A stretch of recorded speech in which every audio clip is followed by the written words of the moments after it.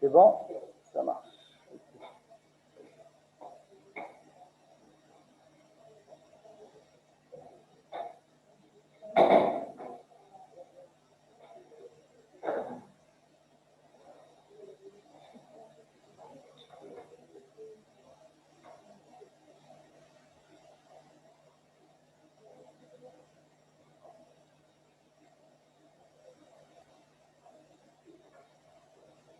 Ok.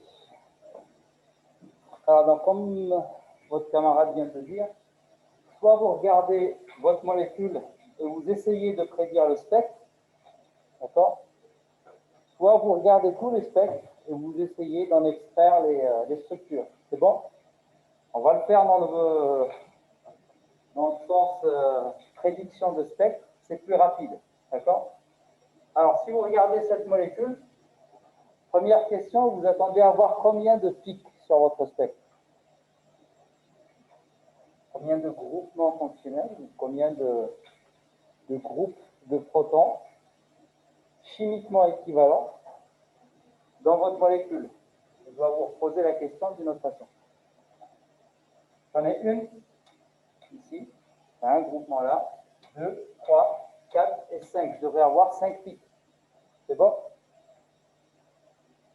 Je ne sais pas si vous vous rappelez, sur votre spectre, ça ramène, ça, si vous pouvez le renoter encore une fois, ici j'ai le 0. À basse fréquence, vers les déplacements chimiques les plus bas, qu'est-ce que je dois avoir?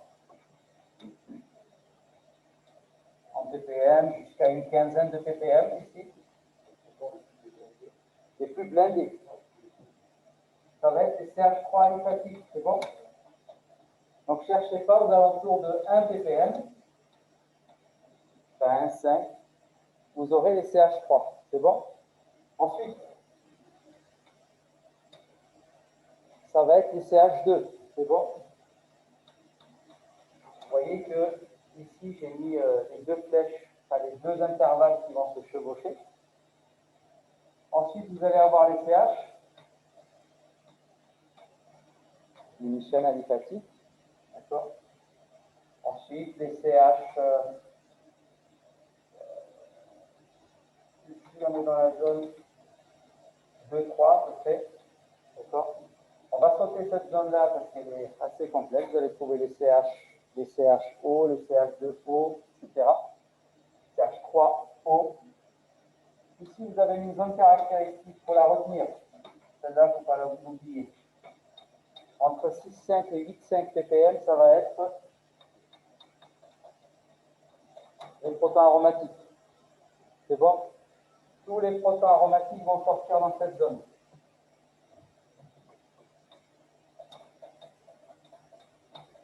Si vous avez des protons qui résonnent entre 6,5 et 8,5, vous les avez à 7, à 7,5, cherchez pas, c'est des protons aromatiques. À condition de quoi?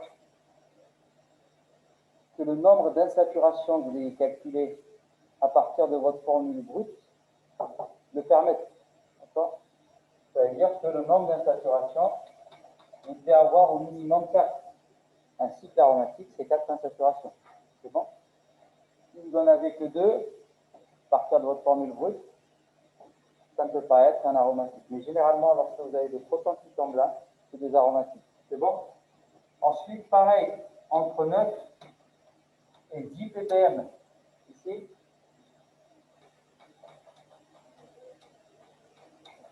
c'est le proton aldéhyde. Ça marche? Après, entre alentours de 12 ppm, entre 11 on va dire, et 12 ppm, ça peut être un peu en dessous de 11, c'est le proton acide. C'est bon? Retenez ça, vous avez cet ordre-là. Si je devais regarder un spectre de façon visuelle comme ça et avoir une analyse relative, d'accord? C'est-à-dire ici j'ai le CH3, CH2, ensuite il y a les CH, dans cet ordre-là, d'accord? Ensuite les aromatiques, l'aldéhyde,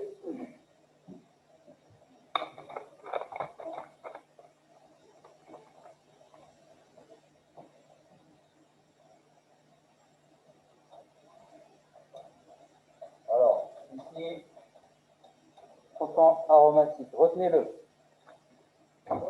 Bonjour. Je vais vous comptabiliser. Je vais prendre vos noms. Et le jour de l'examen, si vous faites une erreur là-dessus, j'enlève des points. Parce que vous êtes au courant. Les autres qui ne sont pas là, ils en excusent. Mais vous, ici, c'est quoi? Entre 6, 5 et 8, 5? C'est bon, hein? Ici, entre 9 et 10. Alors ici, en fait, celui-là est important. Pourquoi je vous dis celui-là est important? Mettez des croix dessus, celui-là aussi. Généralement, le jour de l'examen, on essaiera de vous donner des points de départ. Un pic qui vous renseigne, qui vous donne un point de départ. En fait. Généralement, ça serait un pic sur lequel vous n'allez avoir aucune ambiguïté. Un pic qui sort là, vous avez ce groupement. Et après, avec les couplages, vous allez construire votre molécule. Oui.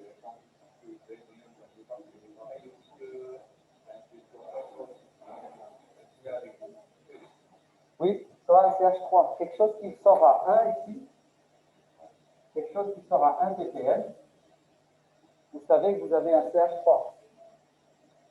Ensuite, si ce CH3 a une tête bizarre, comme le triplet, ça veut dire que le CH3 est forcément lié à un CH2. Donc ça, vous êtes sûr de votre point de départ. Vous avez un pic qui sort à 1 ppm, à 0,9, à 1, 1,1, c'est un CH3. Ça ne peut pas être autre chose. Son intégrale, vous pouvez déjà lui donner 3 pour l'intégrale. Il y a 3 protons. Et vous faites le reste par rapport à celui-là. Si vous avez un pic qui sort entre 9 et 10, vous savez que c'est un aldéhyde. Son intégrale, vous allez lui donner 1. D'accord ? Et après, s'il est couplé à d'autres protons, s'il est sous forme de triplet, c'est qu'il y a un CH2 ici. D'accord ? Il perçoit 2 protons. S'il est sous forme de doublet, ça veut dire que vous avez un CH ici. Et votre point de départ vous permet de construire votre molécule. D'accord ? Celui-là aussi, l'acide, retenez-le, il sort entre 11 et 12. Des fois, c'est 10-5, mais c'est entre 11 et 12. D'accord ? Oui. Si, vous avez le droit d'avoir ça. Le jour d'examen, c'est ça? Oui. Oui, vous avez le droit à la table de déplacement chimique. C'est bon? Alors, on efface ça.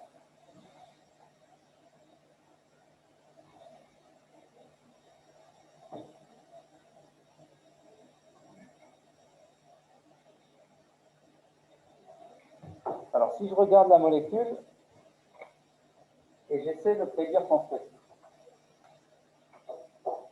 Regardez, j'ai un aldéhyde, m'a dit qu'il doit sortir entre 9 et 10 ppm. C'est bon? Je devrais avoir un pic dans ce coin-là. Et qui doit intégrer pour 1. C'est bon? C'est un proton. Ensuite, aux alentours de 1 ppm, je dois avoir ce CH3. Je dois un CH3. Je dois avoir un CH2. Un autre CH2. Et un autre CH2 ici. D'accord? Les intégrales, c'est bon? Tout le monde est d'accord là? Si je regarde ma molécule et j'essaie de prédire son step, j'ai un proton aldéhyde, donc il va sortir entre 9 et 10 ppm. Le CH3 sortira vers 1 ppm. Ensuite, vous avez une série de CH2, 3, dont un est lié ici à un CO. Alors, prenez votre table de déplacement chimique. Donc, si je devais regarder les CH3, ça serait dans cette zone-là, en haut, les CH2 au milieu, les CH ici et les H liés à des fonctions particulières, c'est la quatrième partie. Un CH2 lié à un CO, c'est la ligne 12 de votre table. C'est bon? Prenez la ligne 12 de votre table et vous aurez la plage de déplacement chimique. C'est ça? Entre 2 et 2,8 à peu près. C'est bon? La ligne 12. Un CH2 lié à un CO doit sortir entre 2 et 2,8 à peu près. Vous devez l'avoir dans ce point-là, celui-là. Ensuite, ces deux-là. Lequel sera le plus blindé et le plus déblindé entre ces deux-là? Oui, parce qu'il est proche du CO aussi, du carbonyle. On avait parlé de l'effet additif des différents substituants, d'accord? C'est-à-dire un CH2 lié à un chlore sera moins déblindé qu'un CH2 lié à deux chlores, il y a l'effet additif. Et on avait vu aussi qu'il y avait l'effet d'éloignement, si vous voulez, par rapport au nombre de liaisons. Oui, c'est ça. Donc lui, exactement ça, en fait, c'est l'effet additif, d'accord? Donc lui, il perçoit l'effet moins vide du CO plus que ce que ne perçoit le CH2 qui est là. Donc si je devais, allez, on va les appeler. Alors on va prendre cette convention. Sur un spectre, on numérote les pics de la gauche vers la droite. Lui, c'est pic 1, 2, 3, 4 pour celui-là et 5. C'est bon? Si je fais l'attribution, 1, c'est celui-là. C'est bon? Le pic 1, c'est celui-là. Lui, c'est le 5. D'accord? Sur mon spectre. C'est lui. Le 2, c'est celui-là.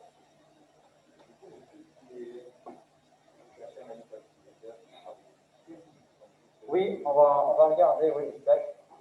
Donc 3, et celui-là, 4. C'est bon? Les intégrales, donc c'est. Lui, c'est 1. Lui, il va intégrer pour 2.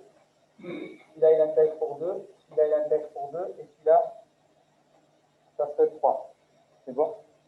Ça, on sait le faire. La multiplicité des pics maintenant. Le CH3, il aura quelle tête?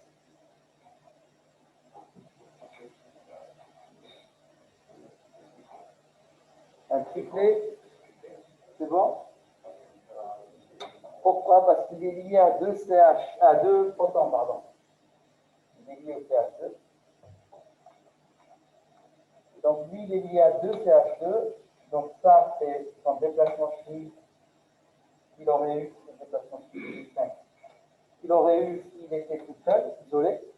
On aurait eu un singulier ici. D'accord? Mais comme il perçoit deux protons ici, il va être perturbé par les deux étapes que peuvent prendre ces deux protons-là. Plus un demi, moins un demi à chaque fois. Donc, plus un demi J, moins un demi J. Donc, à chaque fois qu'il va percevoir un noyau de spin 1,5, ici, le pic va éclater en deux, plus un demi, moins un demi J. D'accord? Ça, c'est en couplage avec le premier voisin, proton voisin. Ensuite, si je dois considérer le couplage avec le deuxième, chacune des deux raies ici, pareil, va éclater en deux. Mais vous voyez qu'on est dans le cas particulier où les deux constantes de couplage sont identiques. Ici, la constante de couplage J, c'est exactement la même que celle-là. Elle est aux alentours de 7 litres. Et la résultante de ça, ça va être un triplet. Comment je sais qu'ils vont avoir ces rapports d'intensité-là? J'applique la règle pour le triangle de Pascal.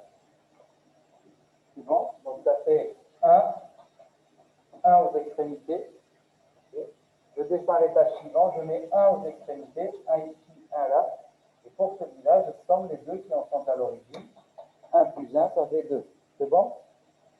Donc ça me donne un triplet, c'est 3 arrêts, avec les deux qui sont aux extrémités, 2 fois moins intense que celle qui est au milieu. C'est bon? CH3 lié au CH2, il sera sous forme de triplet. bien, vous appliquez la règle de n plus 1. Si le noyau que j'observe est lié à m protons, le nombre de raies qu'il va me produire, c'est n plus 1. Il est lié à 2 protons, il me donnera 3 raies. S'il est lié à 3 protons, il me donnera 4 raies. S'il est lié à 4 protons, ça sera 5 raies. À condition que les constantes de couplage soient identiques, regardez de telle sorte à ce que ces deux bras-là se rejoignent au milieu à chaque fois. D'accord? Donc, je vais faire ça et ça, les deux qui sont là vont se rejoindre. D'accord? Si on est dans le cas général des. Rappelez-vous, on avait vu la figure de couplage de doublé de doublé.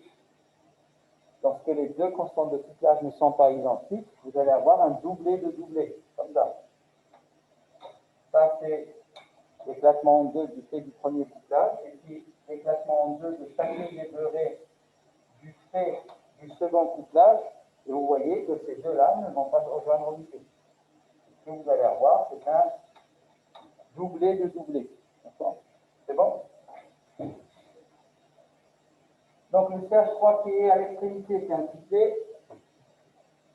Celui-là, l'aldéhyde. Ben non, regardez, 1, 2, 3. On perçoit les deux CH2 ici.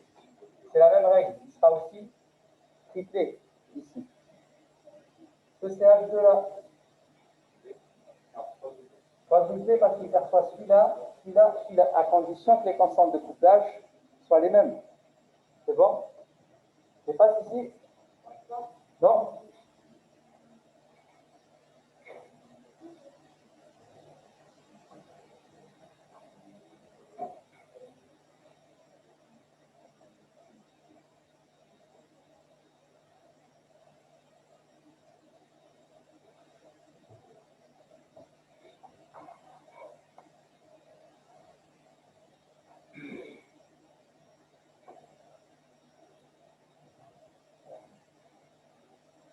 Alors?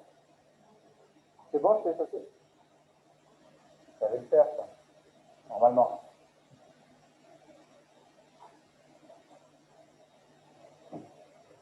Alors, on avait dit qu'on va regarder celui-là, le 2.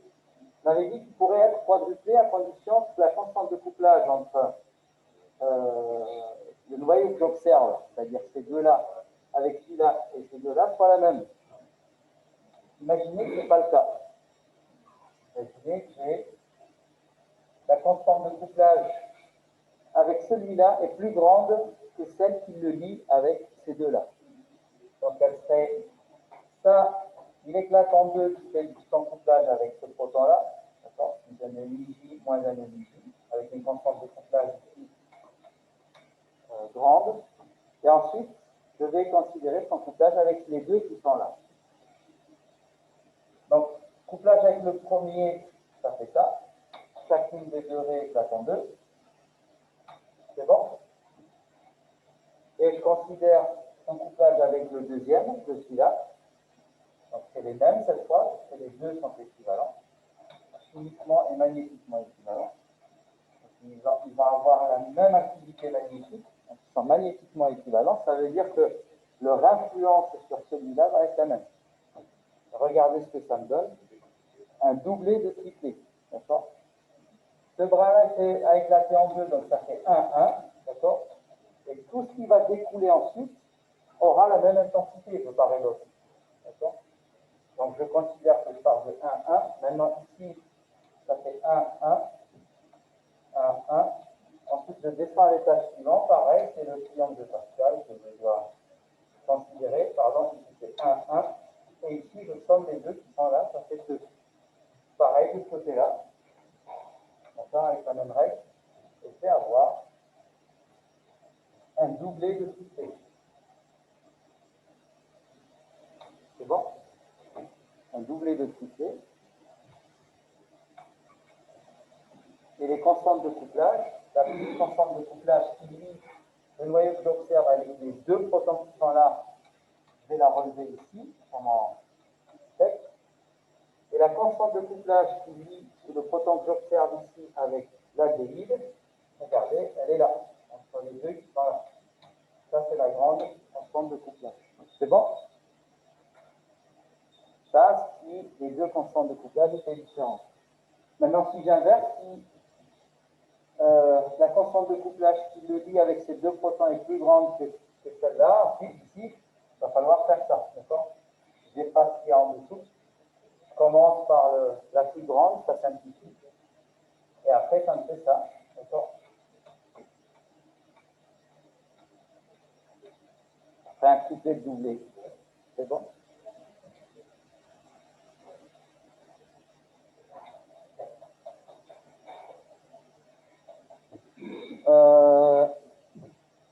C'est bon? Lui, ça me donnerait quoi pour celui-là? Donc lui, soit il me donne un quadruplé, soit un doublé triplé. Lui, un quintuplé. Pourquoi? Parce qu'il perçoit 1, 2, 3, 4 protons. C'est bon? Si je regarde celui-là, toujours avec la règle n plus 1, lui, il perçoit 1, 2, 3, 4, 5. Ça serait un sextuplé. D'accord? J'aurais 6 raies dans mon multiplé avec des rapports d'intensité qui vont tenir compte du triangle de Pascal. D'accord? Alors, pour la molécule A, quel spectre? Le 8, c'est bon pour tout le monde?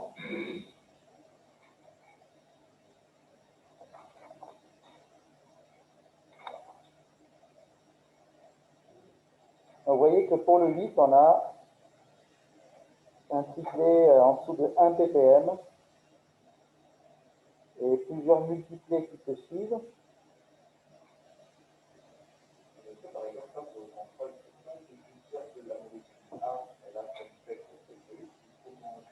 Il faut justifier en fait.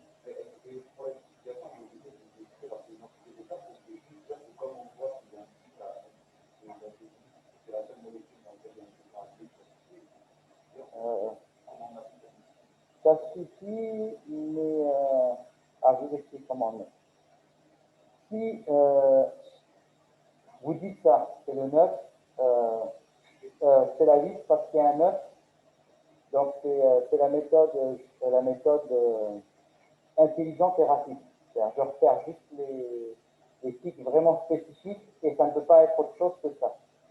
Ensuite, au fil des exercices, admettons vous commettez une erreur, cette erreur-là sera considérée comme 0, enfin une erreur qui n'est pas trop aberrante.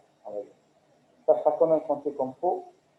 Maintenant, si pour la molécule A, vous avez fait l'effort de justifier, on arrive à la question sur laquelle vous vous êtes trompé de façon pas trop adhérente, on sera plus indulgent parce qu'on sait qu'auparavant, il y a un effort qui est fait dans le développement. Donc, la notation, ça dépend des profs. Moi, je le fais comme ça. Après, les enseignants, soit c'est juste c'est OK. Ouais. Sur la question, si c'est pas trop aberrant, s'il y avait juste une erreur, enfin, il y avait juste un problème d'inattention.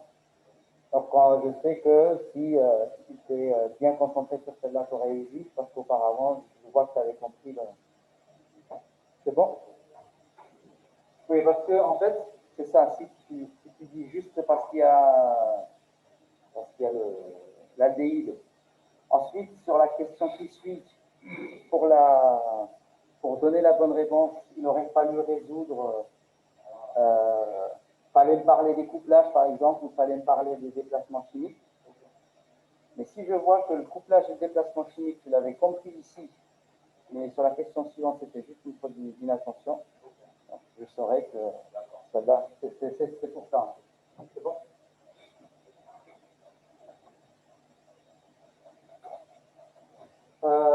La A, c'est bon, c'est la 8.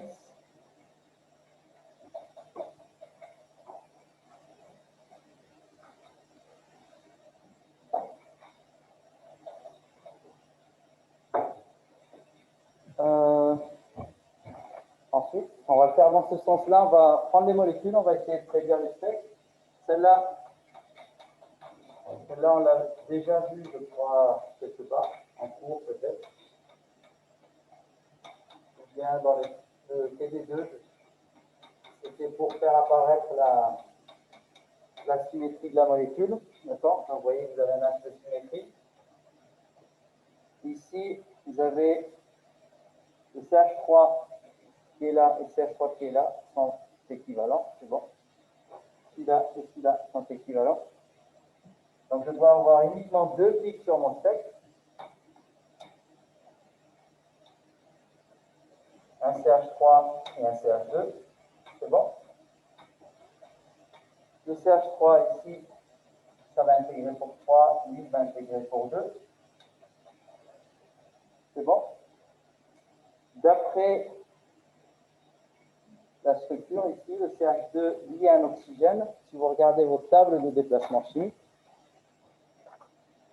c'est la partie au centre, ici, c'est la ligne 16. C'est bon. La ligne 16 vous dit qu'un CH2 lié à un oxygène doit sortir entre 3,4 et 4,45 à peu près ppm. C'est bon. Donc ce CH2-là, on va noter ce type 1, type 2, ça c'est type 1, il doit sortir dans cette zone-là. Le CH3 qui est en bêta d'un oxygène, c'est le fameux CR2X. CR2X, X étant autre chose qu'un proton ou un carbone. C'est bon? C'est donc le CH2, le CH3, pardon, lié à un CR2X, c'est la ligne 2. Donc lié à un CR2X, ça me donne ça, le CH3 que j'observe, lié à un CH2, oxygène, bien CO, bien aromatique. D'accord?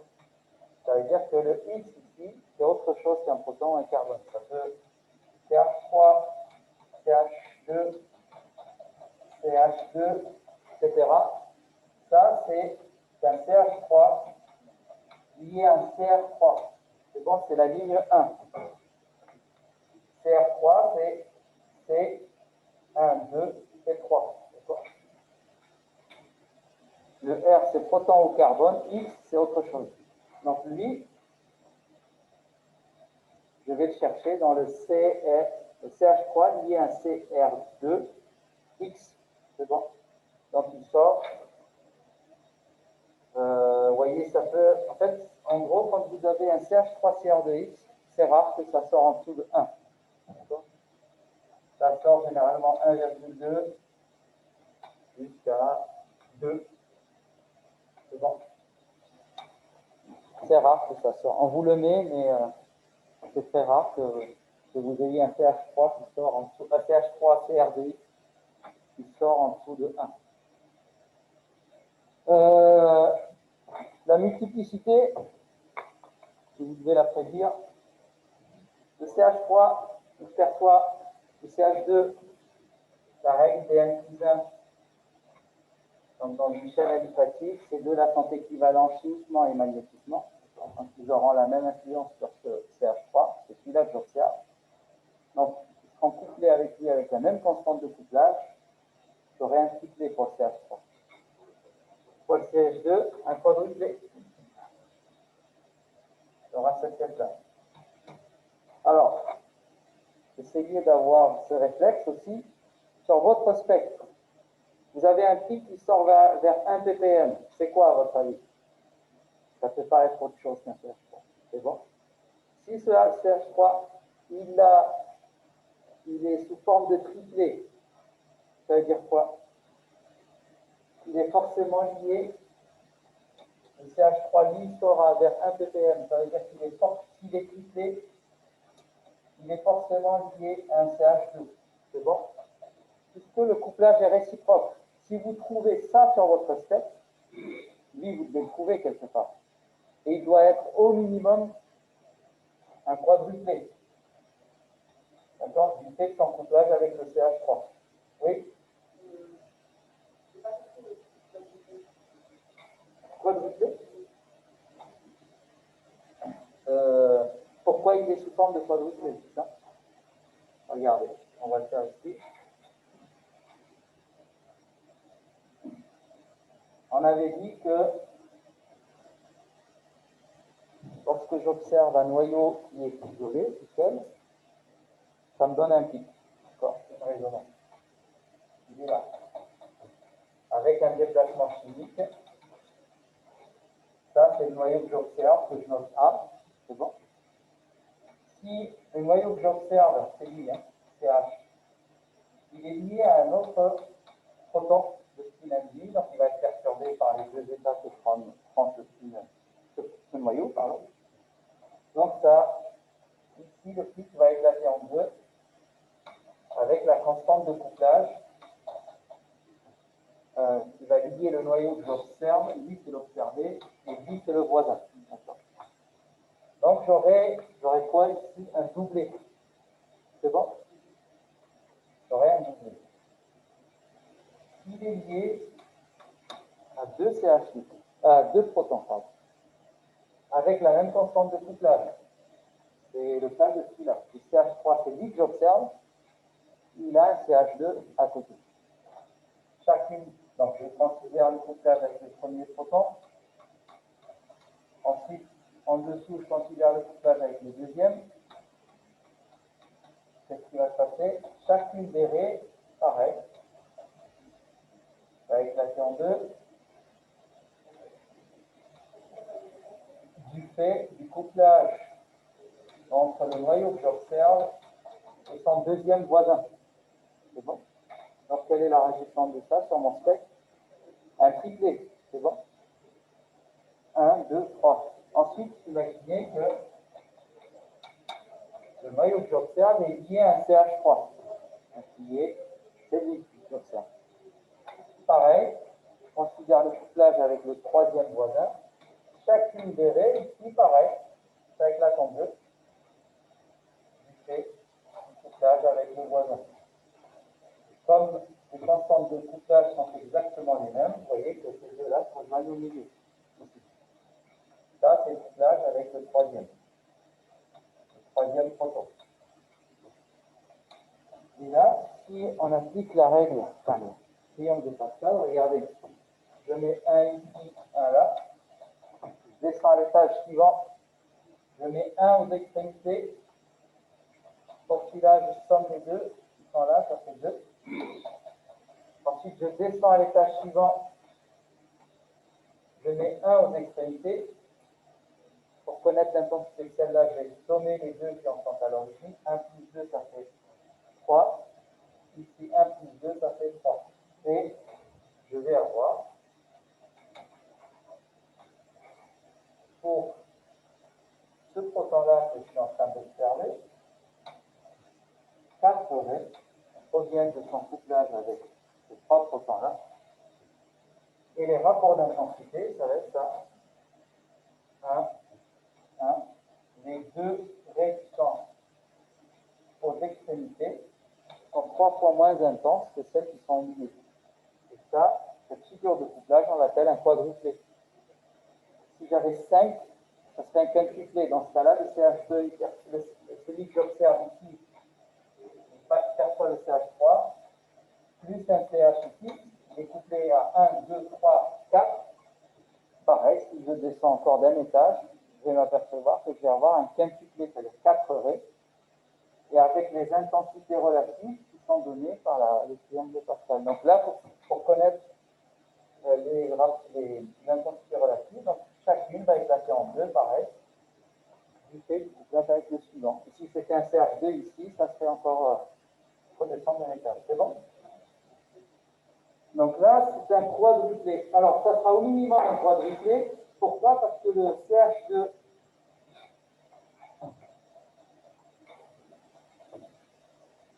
regardez, ici, il sera au minimum quadruplé. Pourquoi? Parce que le CH2 qui est à l'origine de ce triplé-là, il peut également être lié à autre chose. C'est au minimum un quadruplé. C'est bon? Donc ici, je vais chercher un autre type qui intègre pour 2. Ce qui va justifier le triplé ici au niveau du CH3, c'est qu'il y ait un CH2 juste à côté. Et ce CH2-là, il doit être au minimum un quadruplé. S'il est réellement quadruplé, ça veut dire quoi? Ça veut dire qu'il ne voit rien après. Il ne perçoit que le CH3. C'est ce qui justifie qu'il soit uniquement quadruplé. Ici, ça serait un CO, un oxygène. C'est bon, par exemple, ou un aromatique. Et effectivement, je le trouve, ça veut dire que ce CH2, il doit être lié ici. Ça se coupe, d'accord? Ma chaîne aliphatique, elle est coupée. Lui ne perçoit que le CH3. Et au vu de son déplacement chimique, ce fameux X là-bas, c'est un oxygène, c'est la ligne 16, c'est ça? C'est bon? Et donc là, vous avez à peu près prédit le spectre de votre molécule, et c'est la 4, c'est bon? C'est le spectre 4.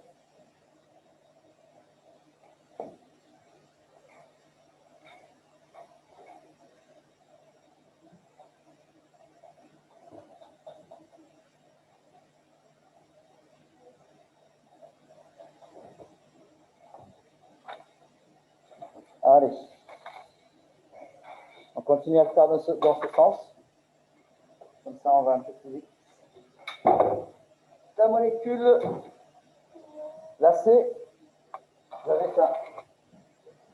CH3, CH3, CH3, carbone, CH, Cl2. On aura deux pics, c'est bon? Ces trois-là sont équivalents. D'accord? Ici, vous avez une libre rotation de cette liaison-là. Donc, en moyenne, ça va tourner vite ici. Et en moyenne, ces trois CH3 vont percevoir le même environnement. D'accord? Donc là, vous allez avoir deux pics. Un CH3, enfin des CH3 ici, en alentours de 1 ppm. C'est bon? Ensuite, celui-là, lié à deux chlores. Alors, un CH, regardez, on va le faire. C'est un CH. Hein. Donc, ici, c'est les CH3. Première zone, CH3. Deuxième, c'est les CH2. Ici, c'est les CH. Un CH lié à un halogène, c'est la ligne 8 entre 4 et 6, normalement. Regardez. 4 et 6. Pourquoi cette plage est très large? Regardez, la ligne 13. La ligne 13, vous voyez que la plage, elle va de 2 jusqu'à 4, 5.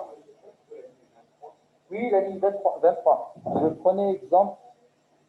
Non, la ligne 20, plutôt, non? Oui, oui. En fait, j'ai pris l'exemple du CH2, juste au-dessus. Un CH2 lié à un halogène, regardez la zone, ça va de 2 jusqu'à 4, 5. C'est assez large comme plage. C'est dû à quoi, à votre avis? C'est ça. Ça dépend de l'halogène qu'on considère, d'accord? Si vous prenez la colonne des halogènes, d'accord, le plus électronégatif, le fluor, d'accord? Le fluor, il a un noyau assez massif, d'accord? Avec sa couche de valence qui est assez proche du noyau. Donc, le noyau, il aime attirer vers lui les électrons, d'accord? Ensuite, vous avez le chlore, le brome, et effectivement, plus on s'éloigne du noyau, moins la charge positive du noyau va être gourmande en électrons. Donc là, vous allez avoir l'iode. Donc l'électronégativité va aller dans ce sens-là.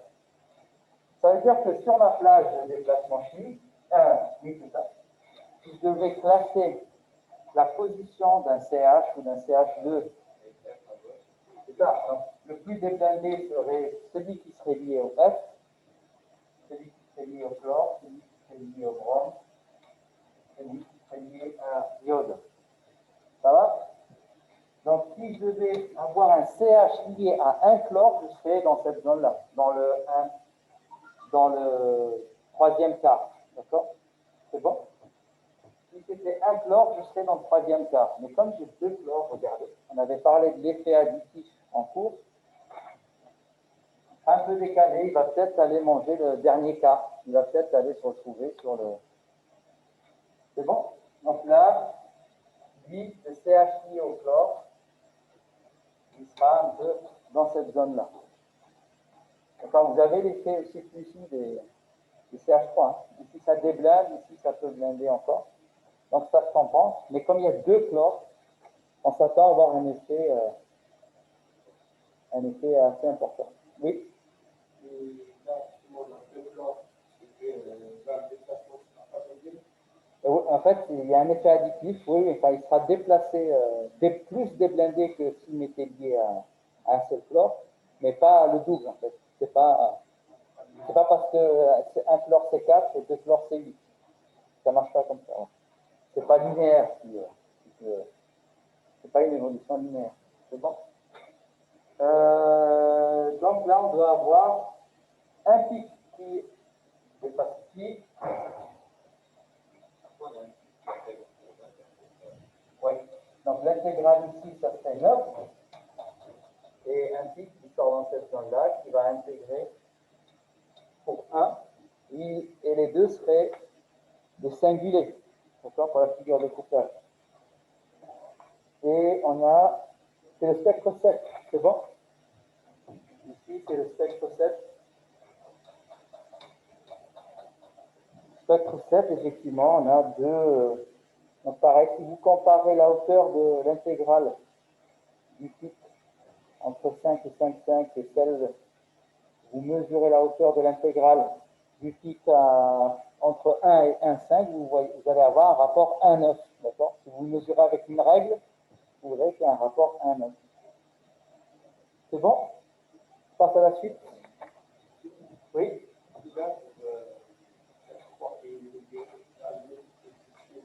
Celui-là?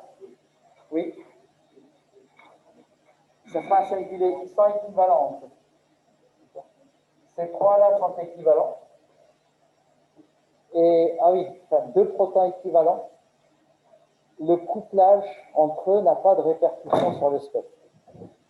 Pour vous, en fait, normalement, deux protons chimiquement équivalents, ils ne sont pas couplés entre eux. D'accord, pour vous.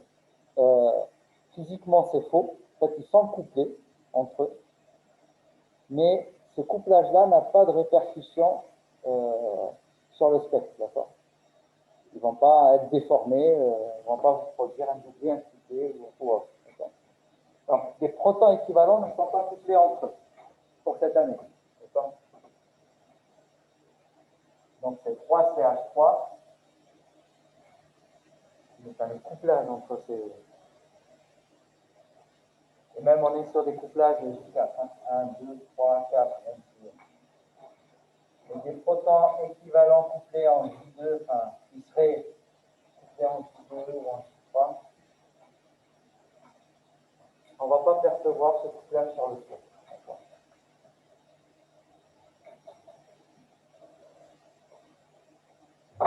La suite.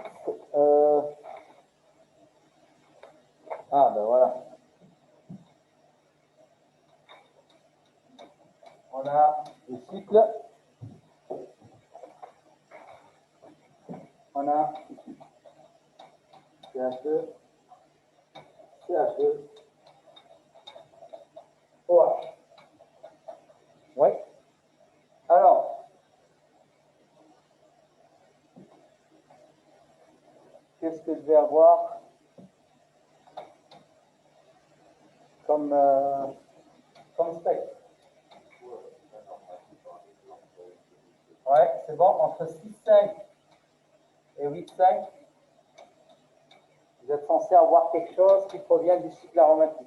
C'est bon? Alors, si je regarde le cycle aromatique, est-ce qu'il peut y avoir des protons équivalents? Est-ce que je peux avoir une symétrie? Donc là, c'est pas figé, donc ça tourne, donc ça peut. Donc j'ai un proton là, un proton là, un proton ici, un proton là, un proton là. Avant d'aller voir les spectres. Hein. Je m'attends à avoir ces deux-là. Ces deux protons-là seraient équivalents. Ils ont le même environnement chimique. Ces deux-là également, ils ont le même environnement chimique. soit vous êtes, enfin, faut pas être très très fort en symétrie moléculaire pour s'apercevoir que j'ai un axe ici de symétrie, d'accord? Donc ces deux-là sont équivalents, ces deux-là sont équivalents. Donc normalement, je devrais avoir trois pics aromatiques. Un qui provient de ces deux-là, un qui provient de ces deux-là, et un qui provient de ce proton-là. Ouais, en fait, normalement, vous devez avoir un qui intègre pour 2, un autre pic qui intègre pour 2 et un autre pic qui intègre pour 1 dans la zone aromatique. Oui, mais comme c'est des... On n'a pas encore vu les couplages forts en cours, comme les déplacements chimiques sont trop proches, au lieu d'avoir ces pics bien séparés, bien identifiés, le pic qui provient de ces deux-là, le pic qui provient de ces deux-là et le pic qui provient de ces deux-là, au lieu de ça, vous allez avoir un massif ici. Ils sont très proches, ils ont des déplacements chimiques très proches. Ça ne veut pas dire qu'ils sont tous équivalents. Les seuls qui sont équivalents, c'est ces deux-là et ces deux-là. Vous allez avoir un massif. Lorsque vous allez l'intégrer, il va vous donner 5 par rapport aux autres. Qu'est-ce qu'on vous donne comme... C'est bon? Normalement, vous devez avoir un massif qui vous donne 5, mais ce massif-là ne veut pas dire que tous les protons aromatiques sont équivalents. C'est pareil régulier. Ouais. Vous voyez que ça, vous avez des paliers en fait. Hein. Ce n'est pas une intégrale comme ça, c'est vrai, vous avez raison. Vous avez des petits paliers qui vous indiquent qu'en fait, on a intégré tout le massif, mais vous avez vous arrivez à distinguer les différents massifs. Ça, c'est par rapport... Ah oui, sur votre table, parce que je vous l'ai dit, parce que je le sais. En fait, sur la dernière partie, si vous prenez la ligne 27, la ligne 27, c'est les aromatiques, d'accord? C'est bon? C'est les protons aromatiques, la ligne 27. Dans votre table de déplacement chimique, c'est bon? C'est la zone des... c'est à partir des tables. Hein. C'est bon? Ensuite, j'ai ces deux CH2. Je dois avoir deux CH2 qui vont avoir cette tête-là. Pourquoi? Si j'observe celui-là, il est couplé à ces deux protons, donc il doit être un triplet. C'est bon? J'observe celui-là, il est lié à deux protons, il doit être sous forme de triplet. Donc je dois avoir deux triplets ici, lequel sera juste déblindé entre les deux triplets. Lui, il est triplé parce qu'il perçoit ces deux CH2, ces deux protons, pardon. Oui, celui qui est lié à l'oxygène, il est plus déblindé que celui qui est lié à l'aromatique. Alors, celui qui est lié à l'oxygène, CH2, c'est ici. D'accord, l'intégrale ici me donne 2. Ici, elle va me donner 2. Ici, elle me donne 5. Et puis, je dois avoir celui-là, par là, qui va sortir avec une intégrale de 1. D'accord? Donc, un CH2 lié à l'oxygène, c'est la ligne 16 dans votre table. Ça doit être entre 3,4 et 4,4. D'accord? Donc, c'est lui. Et le CH2 lié à l'aromatique, c'est la ligne 14 entre 2,5 et 3 et 3,3. D'accord? 2,5 et 3,3. C'est bon? Maintenant, si je devais faire l'attribution des pics, signal 1, signal 2, signal 3 et signal 4 ici. Et là. Signal 1, c'est les aromatiques. D'accord? Encore une fois, ils ne sont pas équivalents. Les protons aromatiques, ils tombent au même endroit, mais ils sont à peu près au même endroit, mais ils ne sont pas équivalents. Le 2, c'est celui-là. C'est celui qui est lié à l'oxygène. Le 3, c'est celui qui est liées à l'aromatique. Le jour de l'examen, on va vous demander de déterminer la structure et de faire l'attribution. Ce que je viens de faire, ça, c'est l'attribution des pics. C'est-à-dire chacun de ces pics-là, je lui ai attribué un groupement. Donc le pic 1, c'est le massif qui provient des aromatiques. Le 2, c'est le CH2 qui est lié à l'oxygène. Le 3, c'est celui-là. Et le 1, c'est celui-là. Si, alors, un H lié à un oxygène, on est où?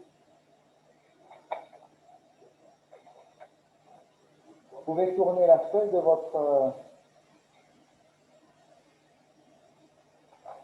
alors, c'est la première ligne.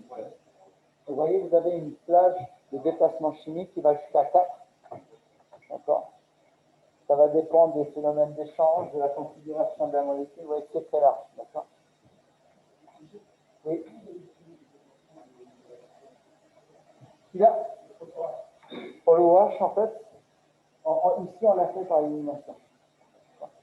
C'est derrière. Si vous tournez, vous voyez que le proton hydroxyde, c'est la première ligne. Il a une plage très large. Oui, c'est l'hydrogène qu'on voit. R, c'est tout le reste. C'est bon? Donc cet hydrogène-là, il va avoir un déplacement chimique, une plage assez large, et qui va dépendre généralement du R et de l'échange de ce proton-là. C'est un proton échangeable. Oui, c'est ça. C'est bon? Ça va de 0, oui, 0,1, 0,2, c'est bon?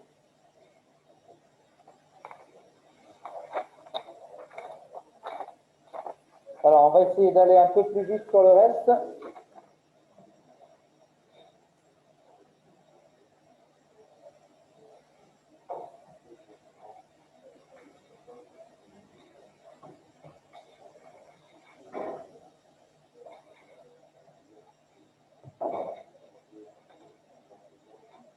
Cette molécule H,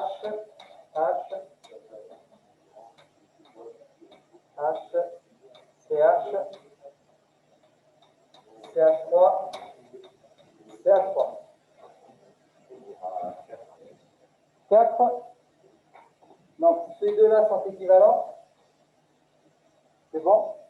Donc, ici, vous avez, pareil, toujours par un processus dynamique rapide. Donc, ces deux CH3, ils vont percevoir en moyenne le même environnement. Donc, ils auront le même déplacement chimique. Celui-là, ça fait 1, 2, 3. Et après, ceux-là, est-ce qu'ils sont équivalents? Vous voyez qu'ici, une double liaison, c'est figé. Lui, il ne pourra percevoir que cette partie-là, et lui ne pourra percevoir cette partie-là. Donc, lui, il a un proton 6, lui, il a le groupement R ici, si vous voulez, en 6. Et en trans, lui, il a le R, et lui, en trans, il a le H. Donc, ces deux-là sont inéquivalents. Donc, je dois avoir 1, 2, 3, 4, 5 signaux. 5 signaux avec des rapports d'intensité ou rapports d'intégrale de 1, 1, 1, 1 et 6. D'accord? Je dois avoir, pour les CH3, quelque chose qui résonne à 1 ppm. Alors, pas toujours, hein, un CH3 lié à un oxygène. Si le CH3 était lié à l'oxygène, c'est la ligne 8. Oui, qui sort entre 3,3 et 4 ppm. Donc ça, il sort vers 1 s'il est dans une chaîne aliphatique, où il a un groupement X en bêta, ça marche, d'accord? Donc ici, je dois avoir quelque chose aux alentours de 1 ppm, entre 1 et 2, du fait de cette liaison-là. Ensuite, un CH lié à un C double liaison C.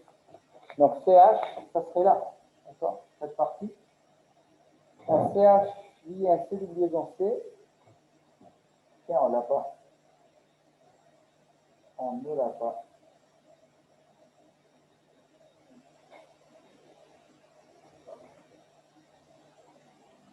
Tiens, vous allez essayer de deviner CH lié à un C de liaison C. Regardez, vous ne l'avez pas. Vous avez la ligne 17, 18, 19 lorsque le CH est lié à un CO. Vous passez à l'halogène, etc. Comment vous pouvez le faire?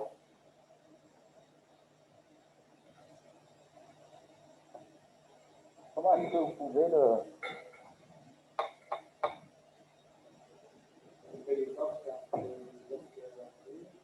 On fait les autres? Non, non, non. Ma question c'est, ici il vous manque une ligne. Si on devait tous la rajouter ensemble, on ferait quoi? Ici dans la partie CH, il vous manque le CH lié à un CC. Comment vous allez le faire?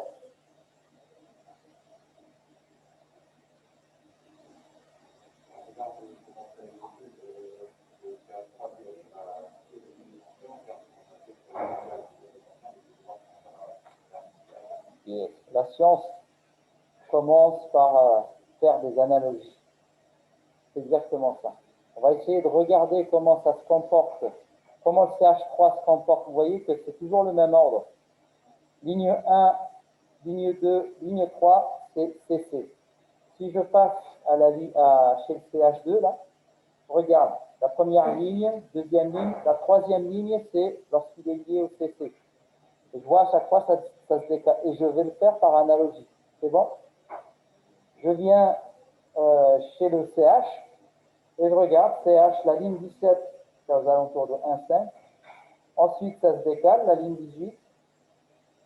Le CO, il se décale et le CH lié au CC, évidemment, il va être entre les deux.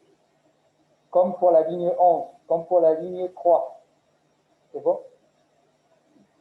Le CH lié au CC, il doit se positionner entre le CH lié au CR de X et le CH lié au CO. Donc vous pouvez le rajouter vous-même entre la ligne 18 et la ligne 19. Vous faites une plage qui chevauche un peu avec la ligne 18 et qui chevauche un peu avec la ligne 19. Et ça sera votre CH lié au CC.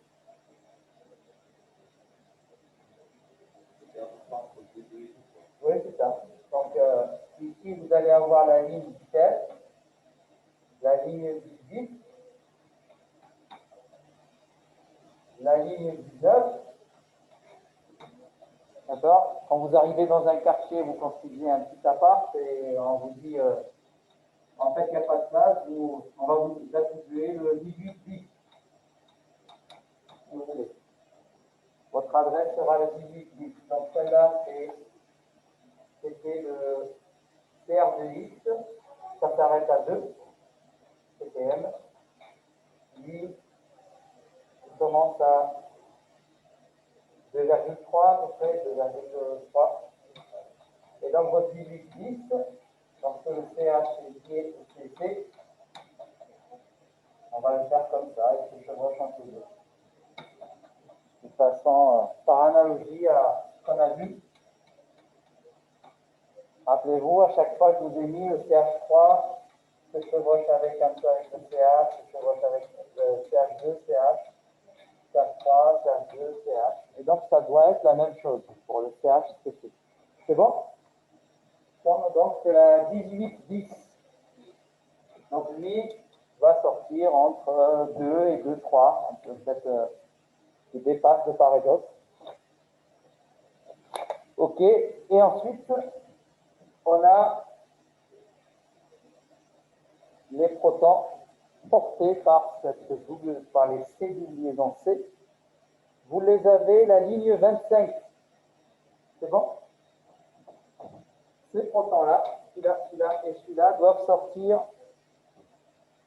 entre 4,55 et 6,45. C'est la ligne 25. C'est bon? Comment? En fait, on avait vu que c'était la misotropie rappelez-vous, la répartition, c'était le cours sur les déplacements chimiques quand on avait vu les cycles. Je ne sais pas si vous vous rappelez. Et le cycle que la précession des électrons pi produisait des contre-champs. Et là, on a le même phénomène, en fait. Et donc, pareil, c'est pour ça d'ailleurs que dans le cycle, on a des déplacements chimiques entre 6,5 et 8,5. Double liaison aussi, ça se déblinde encore plus, à cause de ces courants dus aux électrons. Sachant que ici, oui, dans le plan du cycle, on est très blindé, parce que on avait une molécule assez sympa comme ça qui était rigide, on avait du CH2 en cours, on avait vu, et ce CH2-là, il sortait à 0,9 à 0,8, parce qu'ils étaient dans le plan du cycle. C'est bon. Donc celle-là, je dois avoir 1, 2, 3, 4, 5 pics, un CH3 qui intégrerait pour 6.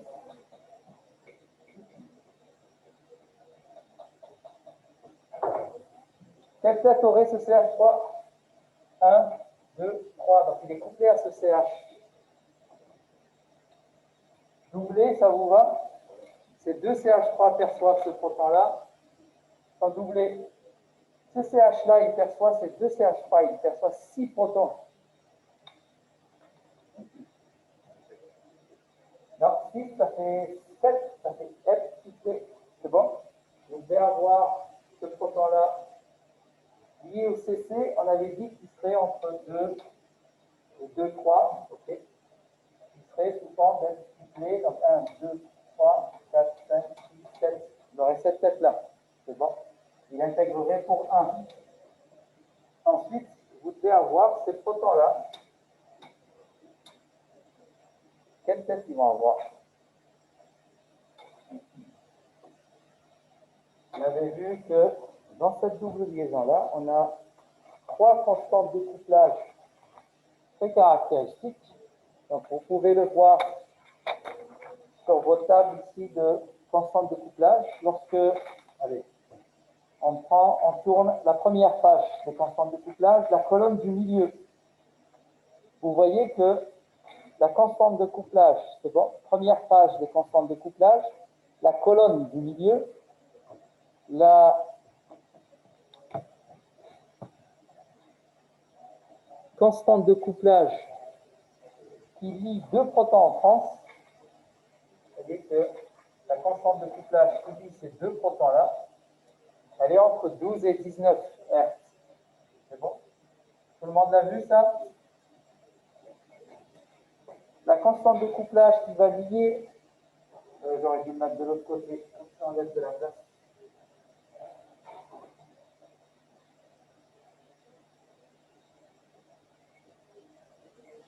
La constante de couplage qui va lier ces deux-là, c'est entre 12 et 19 Hz.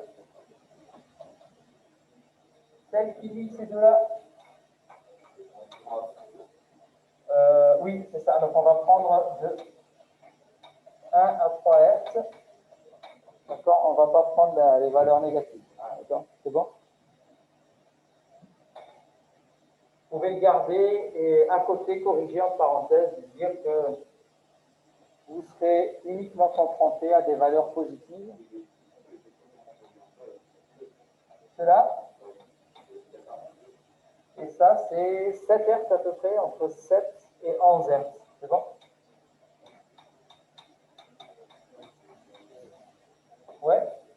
Donc, si je devais prendre celui-là, d'accord? Donc, on sait quel déplacement il va avoir. D'après la ligne, je ne sais plus combien, 25. Donc, on sait qu'il sera en dessous de 6,5 et au-dessus de 4,5. D'accord? Quelle tête il va avoir? Il est couplé à deux protons. À celui-là, avec un couplage J2, 1, 2, et à celui-là, 1, 2, 3. Est-ce qu'il perçoit celui-là? 1, 2, 3, 4. On avait dit qu'on considère que les couplages J3. Donc, il va être sous forme de doubler du fait de son couplage avec celui-là, de doubler, dédoubler. Pourquoi? Parce que les deux constantes de couplage ne vont pas être la même. Ils ne vont pas être les mêmes. Oui, un doublé doublé. Un doublé, donc ça, ce déclassement du fait de son couplage avec ce proton-là, supposons que c'est 16 Hertz ici.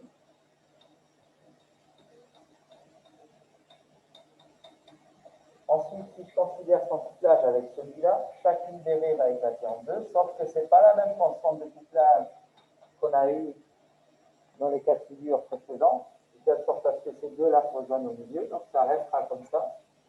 Et ici, la constante de couplage, c'est, allez, 2 Hertz, on va dire. Donc j'aurai un doublé de doublé. Donc lorsque vous avez 4 raies comme ça d'égale intensité, de 2, à peu près 2, 16 Hertz. Celui-là, pareil, mais par contre, l'écart entre les raies ne sera pas le même. Donc lui, ça serait un doublé, de doublé, pareil. Et celui-là, pareil, il aura 1, 2, 3. Oui, lui, il sera un peu plus compliqué, ouais. Avec une autre constante de couplage. Donc il sera un doublé, de doublé, de doublé. C'est bon? Donc lui, ça sera un doublé de doublé. Figure de couplage doublé de doublé. Lui, doublé de doublé.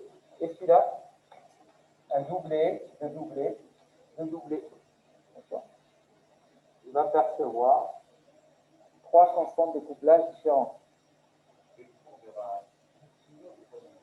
Ah, ça sera quelque chose de magique. Ça va dépendre, oui, en fait, ça va dépendre des. Donc, lui, on a dit, hein, il perçoit une constante de couplage de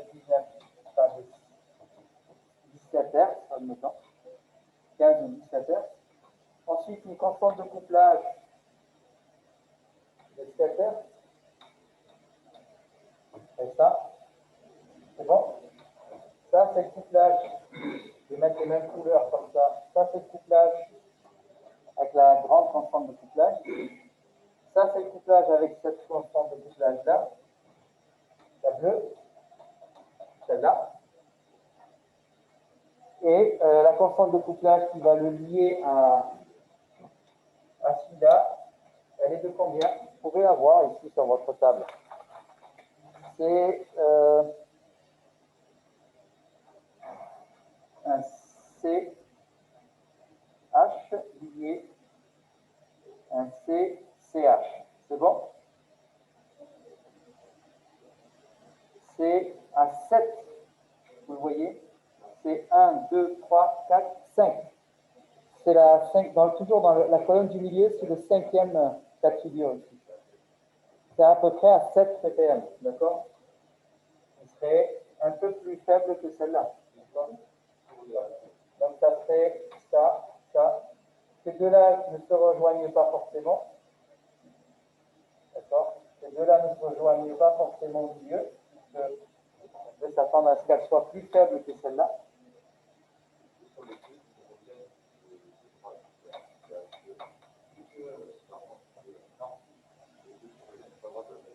Cela.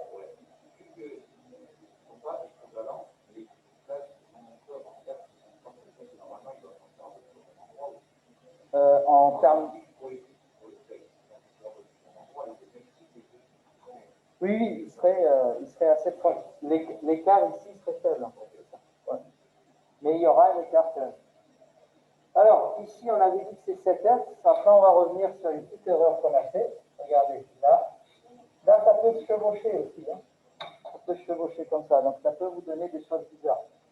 Donc, les deux raies qui proviennent de là, ça peut se chevaucher. Ça peut avoir ces phénomènes-là. Ben, ça vous donnera sur votre texte. Non, ça se chevauche. Les positions, ça vous donnera ça, en fait.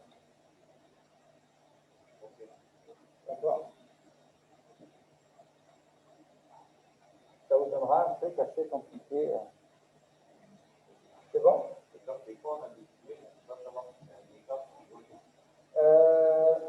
Il y a moyen de s'en sortir. Si vous regardez votre spectre, si vous zoomez, vous arriverez à remonter à l'origine de ce que vous percevez.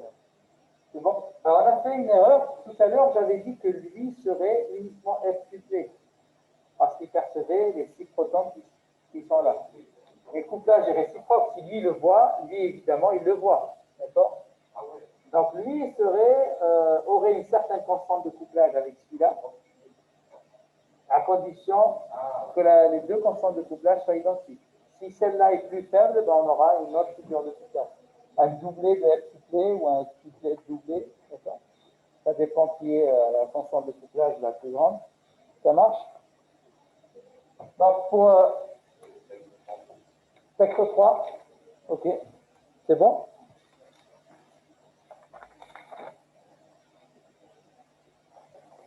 Donc, on voit bien qu'on a...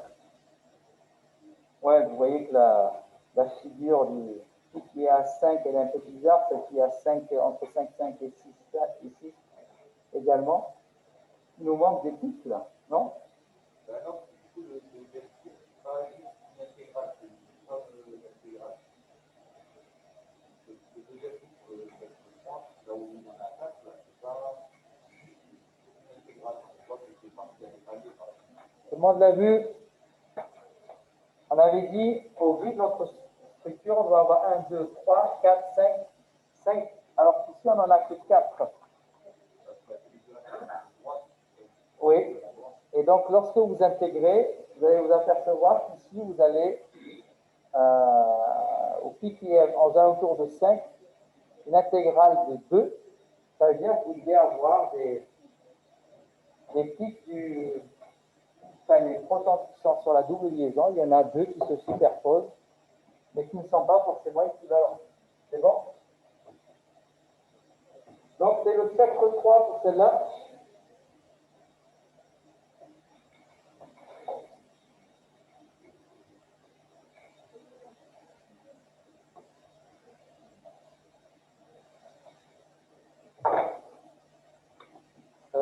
Qu'est-ce qu'il nous manque encore?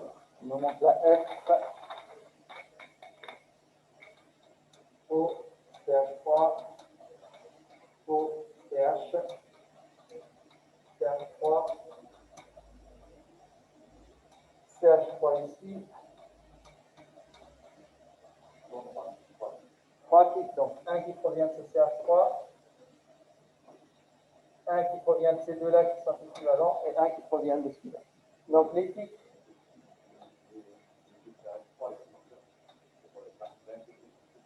6 celui-là, et ce CH3-là, lié au CO, d'après votre table, vous saurez reconnaître où il est, donc 10 et 3, 10 et 6.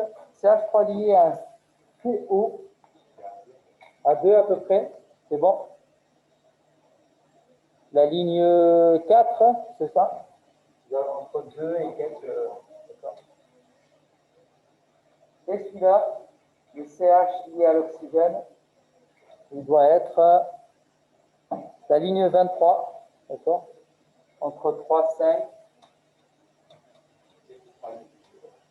6 et être couplé, oui. 1, 2, 3, 4, 5, 6, 7, d'accord? Du fait de son couplage avec ces deux-là. C'est le premier? Oui, c'est le spectre 1. Et vous voyez qu'on a oublié le fait que ces deux CH3-là doivent être un doublé. Ces deux CH3-là sont doublés parce qu'ils sont couplés à ce CH3. C'est bon? Donc, spectre 1. Ensuite, on va se mettre là.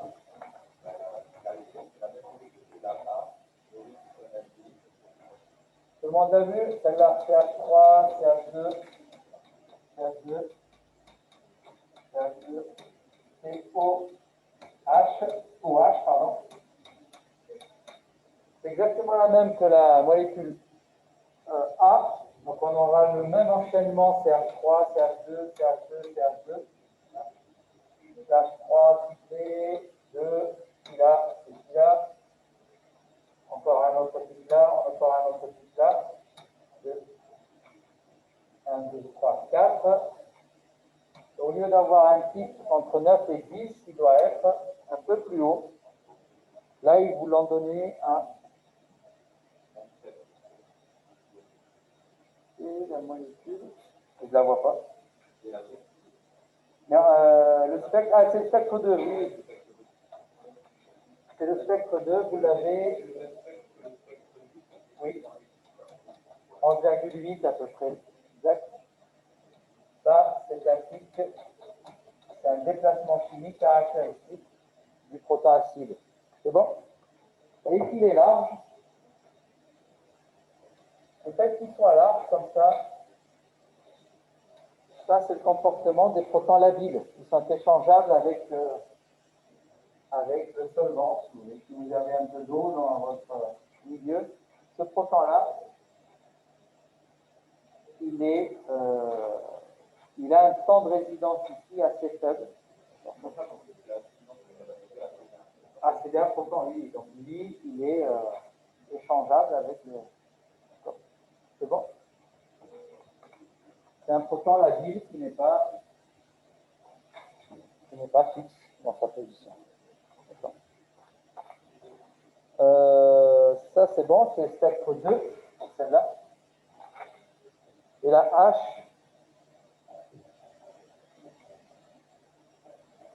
la molécule H, elle est pareille. La H, normalement, oui, c'est ça. Un, deux, calcique. CH3 ici. OCH3. Et oui, et là, vous allez avoir une symétrie. Vous voyez que 1, 2, 3, ces deux protons sont équivalents. Vous avez une symétrie. Et ces deux protons-là sont équivalents. On s'attend à ce qu'ils soient doublés chacun. Donc 1, 2, 3. Donc ces deux protons-là, ils sont doublés du fait de leur couplage avec leurs voisins. Singulier, singulier. 2 CH3, deux pics singuliers qui intègrent pour 3. Ouais. Il y en a un qui sera plus déblindé que l'autre. C'est celui qui est lié à l'oxygène. Si vous regardez votre table, c'est la ligne 8. Plus déblindé qu'un CH3 lié à un aromatique, c'est la ligne 6. C'est bon? Et vous avez, d'après votre table, les déplacements chimiques à peu près là où vous allez trouver ces singuliers. D'accord? On a un premier singulier, un deuxième qui intègre tous deux pour 3 et des protons aromatiques entre 6,5, rappelez-vous, et 8,5. D'accord?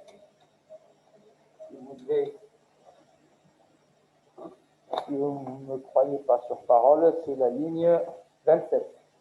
Entre 6,5 et 8,5, vous avez les protons aromatiques. Et c'est la molécule, quand c'est le spectre 5, c'est bon? Donc chacun ici, c'est 2 et 2. Donc ils sont sous forme de doublés qui se déforment. On verra les couplages forts ou les couplages qu'on appelle aussi du second ordre. Donc, vous voyez, on reconnaît une tête de doublé ici, enfin une figure de doublé, donc du fait du couplage avec le proton-là. Et c'est réciproque. C'est bon?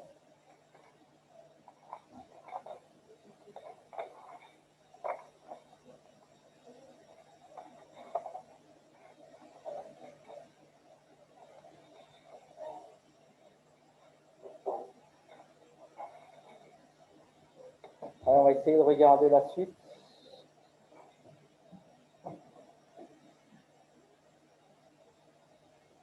Là, je suis en train de dépasser. C'est parti.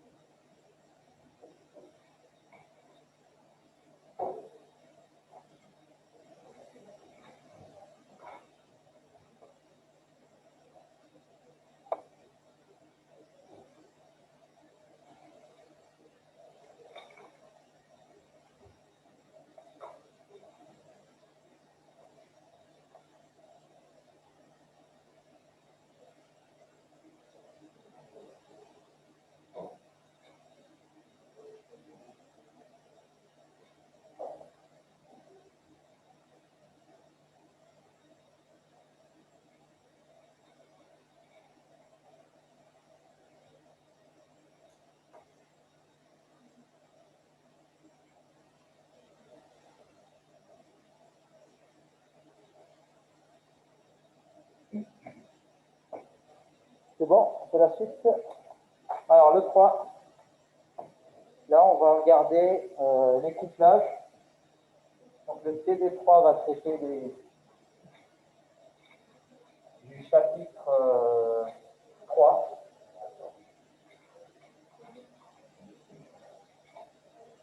Et on va essayer de voir les couplages un peu plus dans le détail.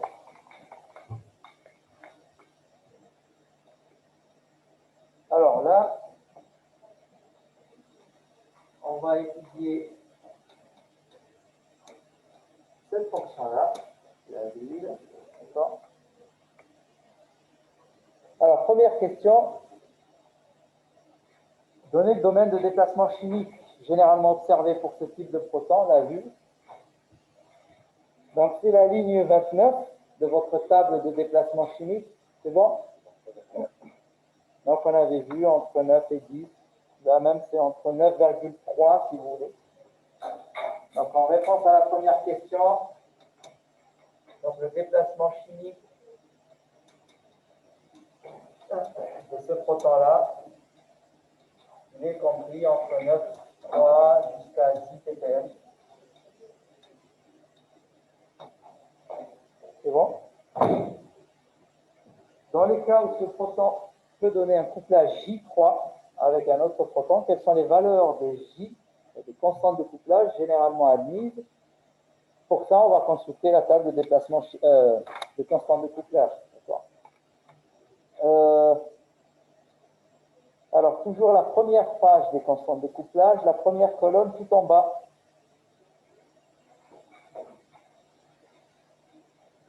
Les deux configurations qu'on vous donne en bas, on vous donne celle-là. Lorsque le protoaldéhyde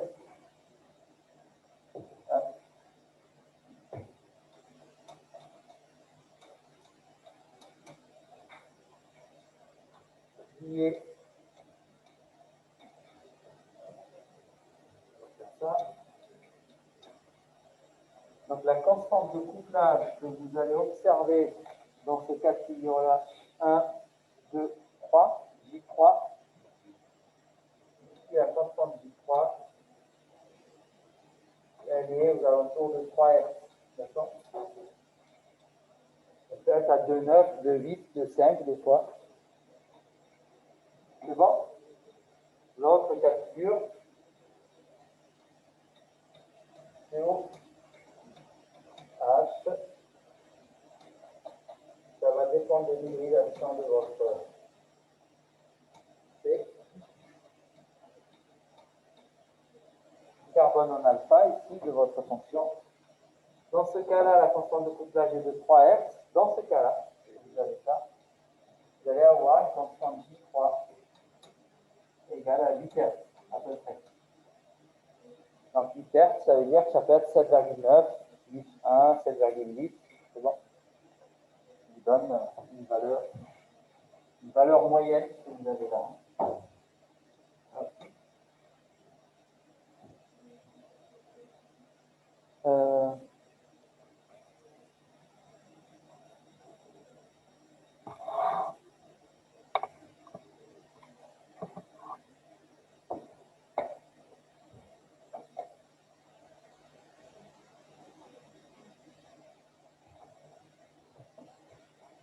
C'est bon pour la deuxième question, je peux effacer?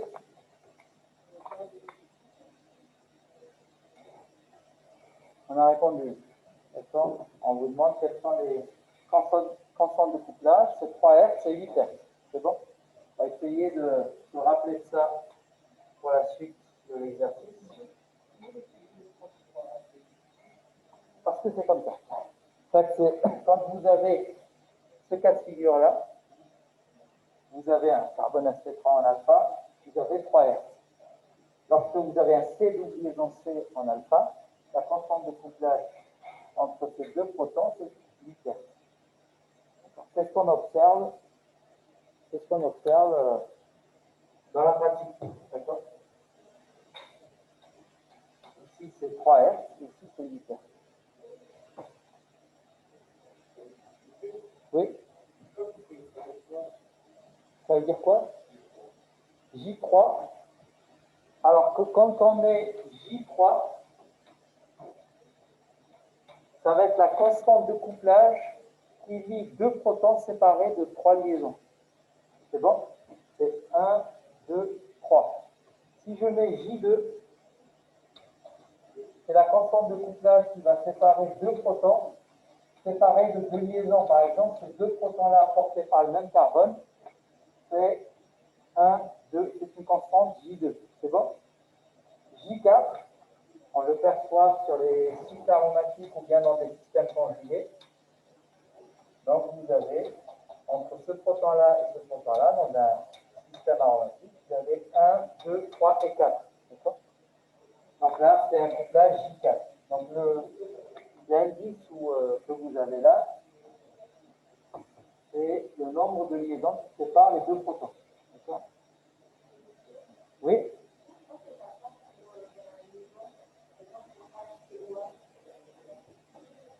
Le H,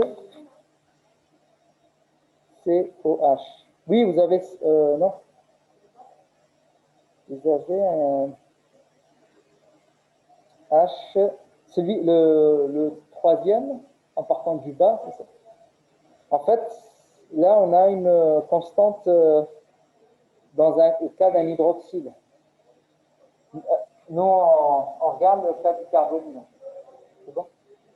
Oui, donc là, entre l'hydrogène porté par un oxygène et celui porté par le carbone à côté, c'est effectivement... c'est bon? Alors, deuxième...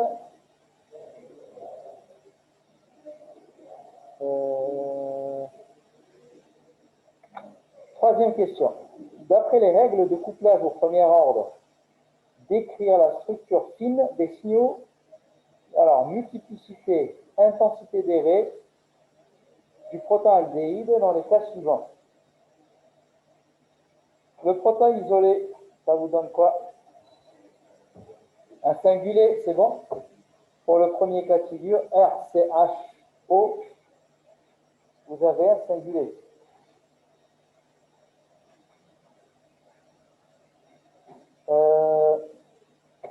Le suivant.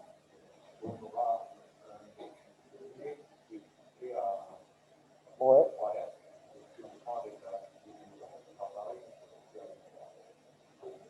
Donc, il n'y a que la constante de couplage qui va changer. C'est bon? Entre le CHO et le proton qui est porté par le carbone voisin.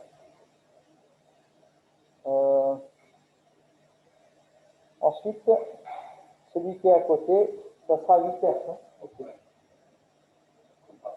Donc, on est soit dans ces cas de figure, donc le proton 1, c'est celui-là, et là, c'est celui-là.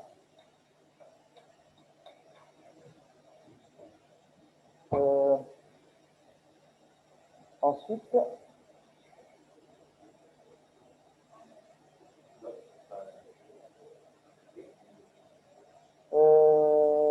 pour le dernier, oui, ça sera combien?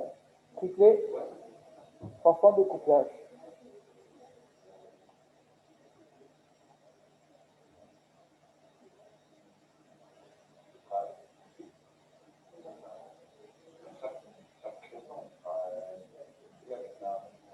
Oui, ça sera la même constante de couplage, qui aura quelle valeur? Oui, c'est bon?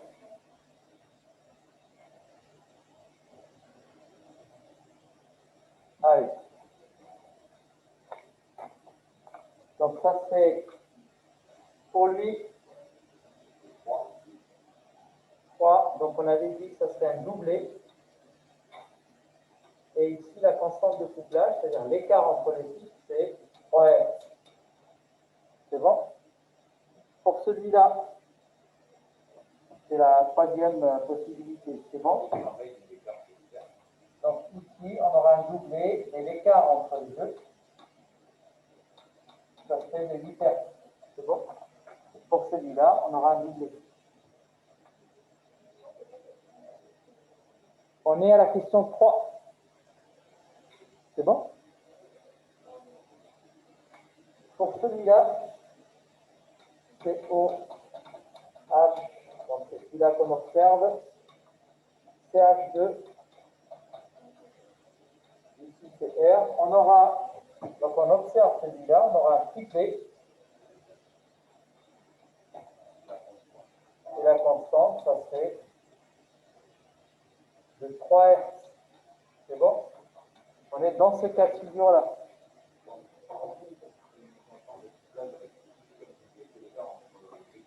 Oui, c'est ça. Parce que vous allez, si vous analysez cette structure-là, cette figure de couplage-là, vous saurez que c'est dû à ça, plus ça. Et vous savez que la constante de couplage, oui, entre ces deux-là et là. Donc vous allez la relever entre ces deux pics-là. Donc vous relevez la fréquence de celui-là, vous relevez la fréquence de ce pic-là, vous faites la différence et vous allez trouver 3 R. C'est bon? Les canals, c'est, vous l'avez. Les canals, c'est quoi la structure?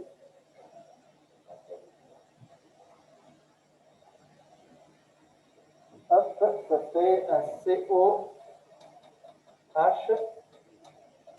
CH3. Donc c'est ce pic-là qu'on observe. Ça sera un quadruplé à 3 Hz. Donc ça donnera un quadruplé. Donc vous savez reconnaître le quadruplé. Surtout, vous savez maintenant quels vont être les rapports d'intensité. C'est 1, 3, 3 et 1. On l'avait fait tout à l'heure. Et pour relever les constantes de couplage, ça va être entre celui-là et entre celui-là. Vous prenez n'importe quel intervalle et vous allez trouver 3 Hz. C'est bon? Justifier la réponse dans chaque cas. Donc, lui sera quadruplé parce qu'il est lié aux 3 protons avec la même constante de couplage. Et là, on est dans le cas de figure de couplage à 3 Hz.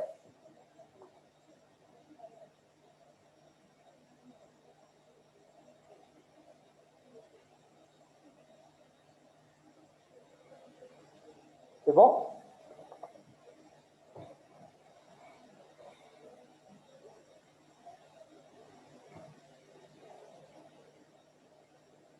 Donc, on vous précise à la fin que c'est juste à 3 liaisons.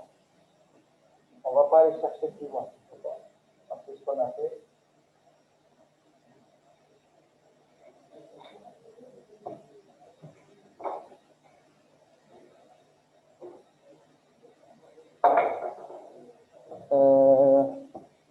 Il nous reste un petit peu de temps juste pour commencer à regarder l'exercice.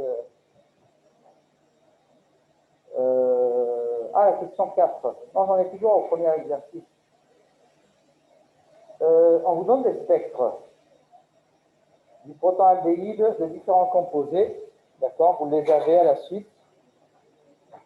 C'est COH, par exemple, je prends le premier. CH, double liaison C, H, C, 3CH3, d'accord? Donc, on vous donne le spectre de celui-là, d'accord? Et on vous demande de faire l'attribution. C'est bon?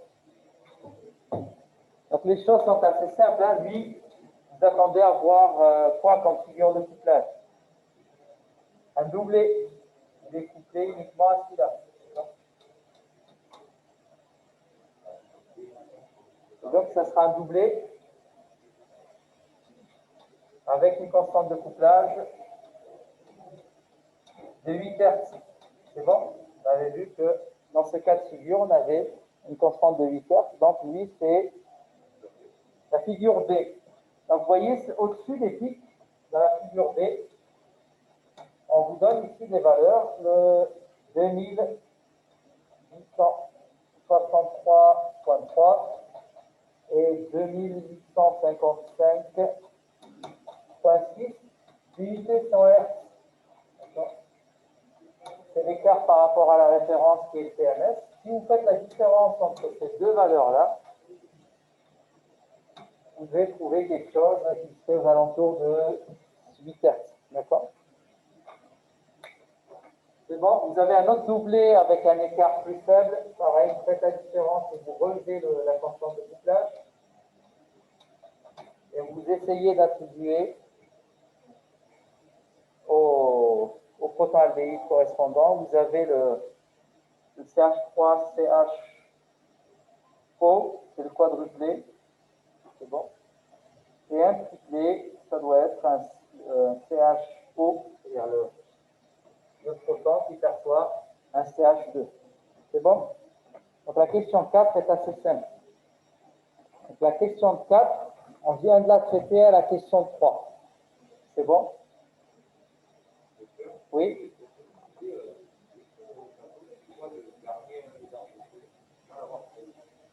Le dernier? Alors, il y a 1, 2, 3. Ah non, en fait, deux trucs différents, oui, je pense qu'ils vous ont rajouté une molécule pour vous induire en erreur.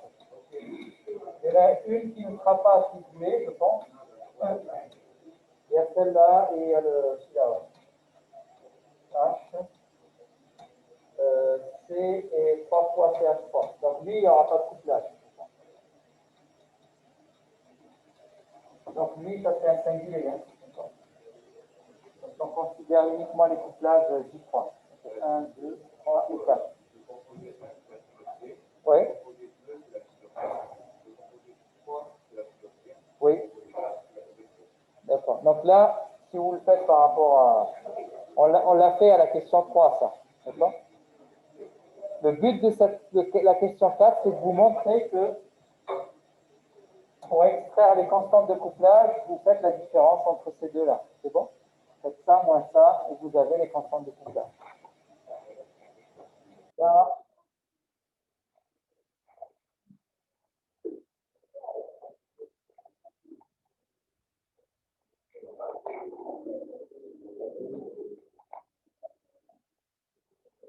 ok.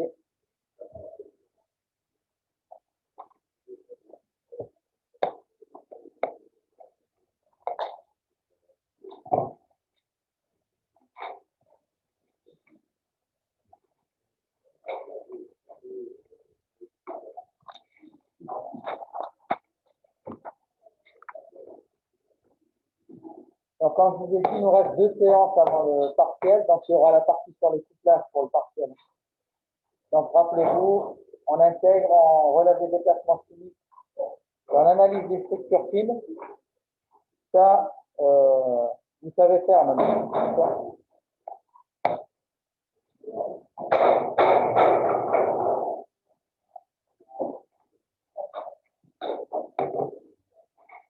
Au revoir.